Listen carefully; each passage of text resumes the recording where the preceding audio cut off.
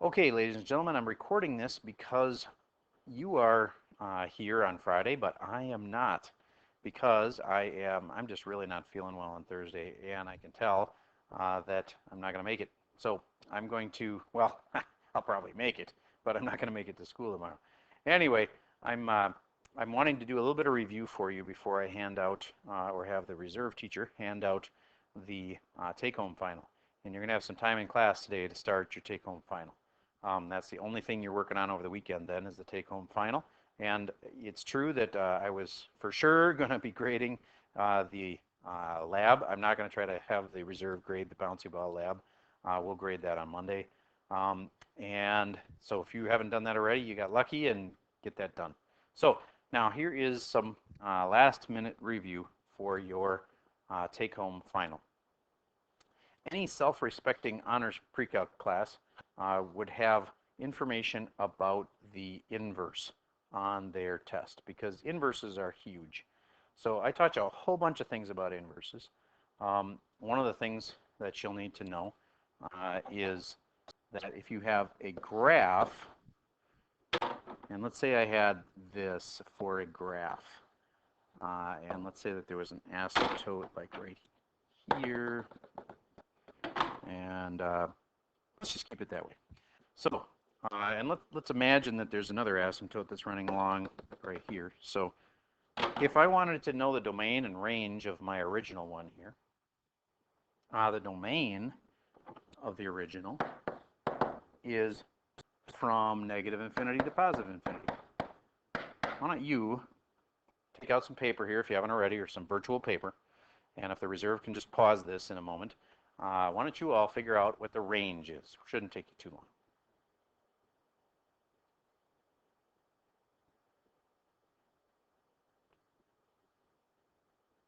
Okay, the range is from 0 to infinity. And can it touch 0? No. So I put a parenthesis around this. All right, why did we find the domain and range of the original? Because if we're going to do an inverse of this, then we take the domain and range of the original and reverse them. So the domain becomes the range. The range is now from negative infinity to positive infinity. And the domain comes from the range. So the domain becomes 0 to infinity. So I don't even have to know what the picture is to know that. All right, as far as sketching goes, though, remember that inverses are a reflection over the line y equals x. So if you can imagine this red line reflecting over this dotted black line, that's where your inverse lives. All right. Notably, the exponential function, you may recall, looks like this, and it always goes through that point because that's where x equals 1. And then you're saying, that's where x equals 0. And so then you're saying if it's e to the x, if x equals 0, anything to the 0 power is equal to 1. That's why it goes through that unless you've shifted it. Well, that is inverses with, the exponential is inverses with log. And this is one of those key revelations you're supposed to know as an honors pre-calc student, is that the relationship between the exponential and the log is an inverse relationship. All right, some more thoughts about crucial topics. Okay, given a function, you should be able to do almost anything to that function now. So if we say f of x equals 2x squared plus x minus 3, if we ask you for its y-intercept, you should be able to go, oh yeah, that's where x equals 0. Stick in a 0 and you get your answer. Or if we say, what's the y-intercept? No, sorry, the x-intercept. The x-intercept is where y is 0. So we put a 0 right there, and then the whole equation is set equal to 0. And if you can factor it, you should. And if you can't factor, quadratic formula. All right, other things you could do with these functions. You could stick in like f of 2. That should be easy. Stick a 2 into the function. But what if I say f of x plus h? Remember that? So then you could stick an x plus h into the function. And there's that big formula that we give you, like this. And we're going to give you the formula, don't worry. And all you have to be able to do is calculate f of x plus h, and then you know what f of x is. Just remember to put it in parentheses. And then a lot of things cancel, and sometimes even the h will cancel when it's all done. All right, let's see.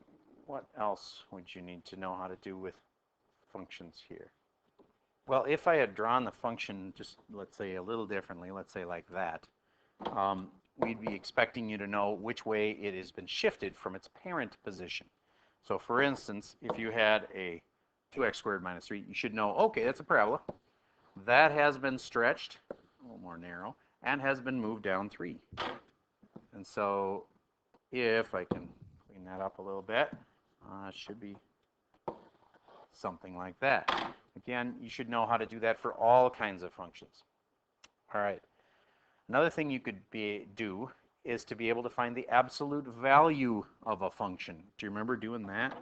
We do the absolute value around the outside of a function versus absolute valuing the x. So usually on those, we'd give you some kind of a squiggle function. So let's say I said that was my function. I'll make it green over the top of that blue there. So let's say that's my function. And I say, what is, if this is f of x, what is the absolute value of f of x? I'm going to see if you remember this one all by yourself without me. Absolute valuing around the outside. I'm going to pause for a second, have the reserve teacher pause for a second, and give you a minute to try sketching that. Okay, so if you're going to sketch this one, you would take absolute value of all the y's. Well, where are any of the y's negative? Turns out all my y's are positive, and therefore, and this is a terrible picture to do that with, and I apologize. But if you were to, I'm going to change my picture and say it was like that. Now try finding, if this is f of x, try finding for me what the absolute value on the outside of f of x is. And again, I give you a hint on that. That's the ones where y is negative have to be absolute valued. And then try doing the absolute value of f of x where the absolute values are on the inside. And then lastly, try doing the inverse. Do you remember doing that? 1 over f of x. I'm going to pause for a moment and have your reserve pause while you give this a shot. Okay, so here's how you do this one. If you wanted this guy, the absolute value around the outside, then that's absolute valuing the y values. So you look and try to find any y values that are negative. These are my only y values that are negative down here. And those get absolute valued, meaning they become positive. So it goes like this. And then this rest of the graph stays the same. So the new answer would be that for the first one. Okay, now how about the next one? The next one's the absolute value on the inside. That means you take x, absolute valuing the x values. That means when you put in like a negative number for x, like let's say you were to stick in like -2, it thinks you put in a +2 because you absolute value it. That's the kind where you erase this side and you take and copy the other side over like that.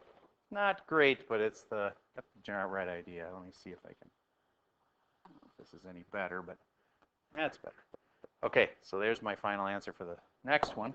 And now how about 1 over f of x? So let's get our original back up on the screen here.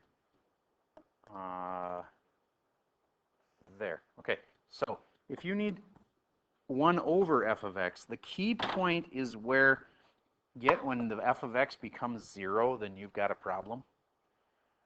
If 1 over 0 happens, that means there's going to be an asymptote. So where is my function 0? On my original function, it was 0 here, and it was 0 here. So at that spot, remember how you'd have an asymptote? Okay. And now, when my function here is running along, not touching 0, but getting really close to 0, Do you get how if I get a number that's really close to 0, I'm taking 1 divided by like 0.0001, which would be like 1,000. So when this gets really close to 0, my new function, which I will do in red, would be, when this is really low, this is really high. And so now I'm going to pause for just a second. Okay, sorry I got interrupted there, but so my graph was, when it was really low here, it was going to be really high. So it goes up to infinity there. And again, it's getting really low here. That means it's going to be really high here. So it's going to be up to infinity there. One more thing that was pertinent is wherever the function was equal to 1, think about this, if it's 1 over 1, then it would be equal to 1. So in other words, it would be at the same spot, wherever it was at 1. So let's say this is at 1. Okay, then our function at that moment should stay the same. So it should go through that spot. So there we go. And if our f of x is negative 1, if f of x is negative 1 down here, we'll have 1 divided by negative 1, which is negative 1. So again, that's another spot where it'll stay the same. So this function at down here, let's say this is where negative 1 is. The function will be there again. But as it gets really close to 0, sorry, but it's a negative number, then this will be a really big negative number. So it'll go like that. So last but not least, this one's getting really close to 0, but a positive number. So it's 1 divided by a really small number, so it's really big. Goes down to wherever this was equal to 1, so I'll say it's about here. And it goes something like that. So the red one is the 1 over f of x function. All right, and just a couple more thoughts for you of review of what you've been doing for the last 8 weeks. Okay, let's take a little bit more time to talk about logs. So if you have a log base x of 3x plus 2 is equal to, let's say, 7. There's all kinds of different ways to make a log equation and have it, I'm going to make this actually a log base 2, and have the x in all different places. But there's some strategies that you need to know. Number 1, rewrite. If you get stuck in a log, don't forget to rewrite. So everybody try rewriting this thing, and you'll have a nice simple equation. It does have a big number in it, but it's a nice simple equation. I'll pause for a second while you try that. Okay, so you probably did 2 to the 7th is equal to 3x plus 2. And then that's a really big number, but it's pretty simple to get the x alone. You just subtract 2 and divide by 3, and you'd have your answer. So that one wasn't too tough. It was a rewrite. What if you have logs on both sides? Do you remember that if you have the same base log on both sides,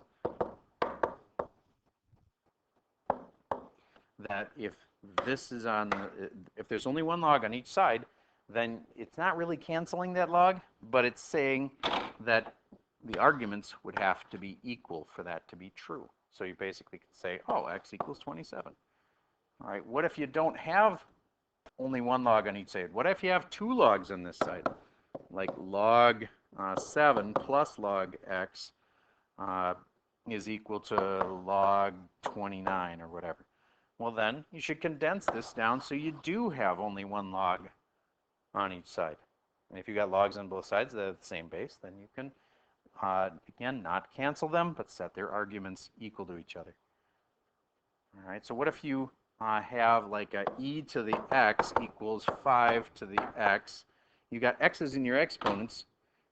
You can introduce a log on each side. In this case, you might want to consider using ln, because that means log base e. And then I still have x's in the exponents, Mr. Server. What was the big help of that? Now your x's can move down in front. And this one would still be a tough one to solve. You'd have to get your x's on the same side as each other, and then factor them out, and you'd be able to get x alone. All right. But the moral of the story is, if you have x's in your exponents, you need to do something with logs to fix that. Another way to do it would have been to do a rewrite. So, all right. that is about all the help that I feel up to giving you for now, and I believe that it's a good time for you to start your review. This is actually a review process. You're going to be doing this take-home final. You can receive assistance from others. You are going to have to be able to sign at the top that you understand all of the work that you have put on this test. So you cannot just copy people.